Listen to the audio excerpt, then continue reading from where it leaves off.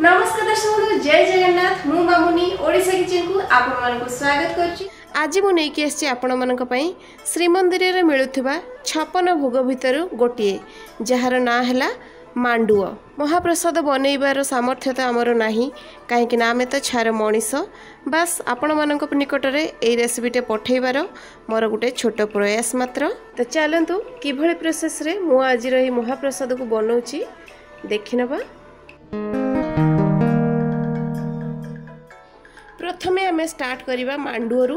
तो मांडुओ बनैबा पई नौछि मु 2 कप मापर अटा गोटे गहम अटा नौछि। ग्राम रे देखिया पई गले अटाटा 250 ग्राम रे हबो।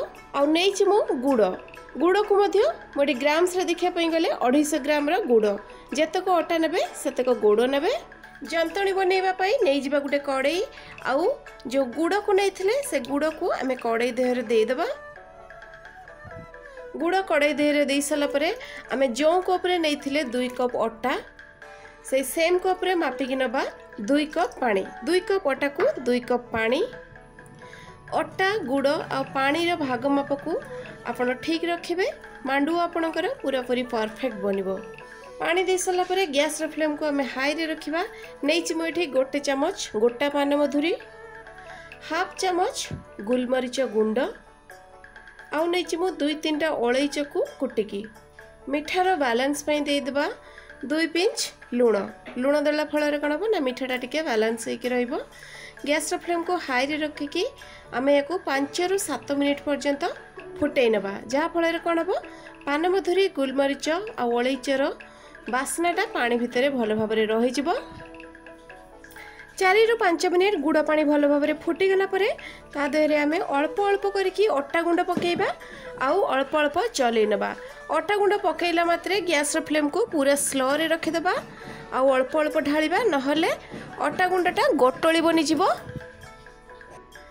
गोटे सॉफ्ट डो रेडी हैला पर्यंत आमे ए जंतणी को रेडी करिबा।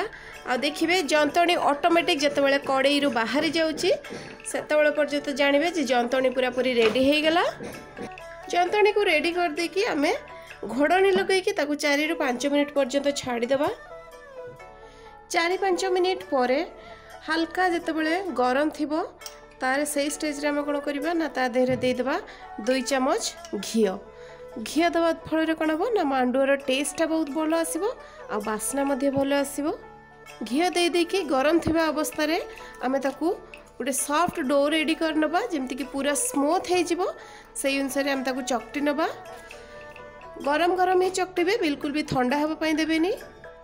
अटार डोटा को मु पूरा पूरी सॉफ्ट करने की चकटी देइची आ बिल्कुल भी या ठंडा अवस्था रे आपण गढ़िबेनी। हल्का टिके टिके गरम थिबो बा उषुम थिबो सही अवस्था रे ही आपण या गढ़िबे देले भल तयारी हेबो। आ गढ़िला बेले जदि हाथ को टिके टिके सुखिला लागु थाए ताहले अल्प अल्प टिके घी देकी घी हाथ करके ताको एमती गढ़ी नेबे। जेमिति आरिसा पिठा बनांती सेमती टाइप रो ही शेप देबे।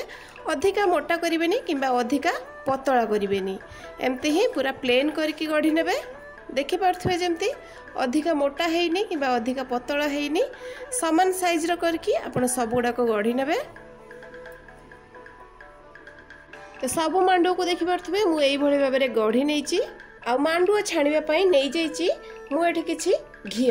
मु एठी घी रो यूज करछि। घी यूज करिया फळे रे कोन हबो ना पिठार टेस्ट बहुत बढ़िया आसीबो।